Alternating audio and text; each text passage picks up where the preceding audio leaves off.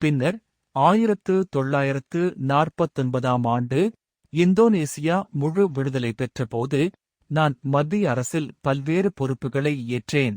1950ஆம் ஆண்டு நான் இந்தோனேசியாவின் பிரதம மந்திரியாக நியமிக்கப்பட்டேன். இந்த பொறுப்பு மிகவும் சவாலானதாக இருந்தது. நாட்டில் அரசியல் ஒற்றுமை இல்லை, பல கட்சிகள் மோதிக்கொண்டிருந்தன. நான் ஒரு நல்ல தலைவராக இருப்பதற்கு பதிலாக ஒரு சிந்தனையாளராகவே இருந்தேன். என் அரசாங்கம் ஒரு இஸ்லாமிய தேசியவாத அரசியலை முன்வைத்தது. ஆனால் சுகர்ணோவின் தேசியக் கட்சியுடன் மோதல் ஏற்பட்டது.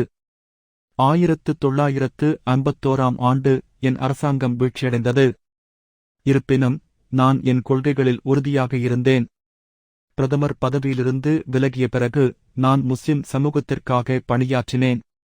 1967ஆம் ஆண்டு நான் இறைவனின் பாதையில் அழைப்பு என்ற அமைப்பைத் தொடங்கினேன். இது இஸ்லாமிய மறுமலர்ச்சி இயக்கமாக வளர்ந்தது. 1970களில் நான் பன்னாட்டு இஸ்லாமிய அமைப்புகளில் பணியாற்றினேன். சவுதி அரேபியா, எகிப்து, பாகிஸ்தான் போன்ற நாடுகளில் இஸ்லாமிய ஒற்றுமைக்காக பேசினேன். என் எழுத்துக்கள் பல மொழிகளில் மொழிபெயர்க்கப்பட்டன.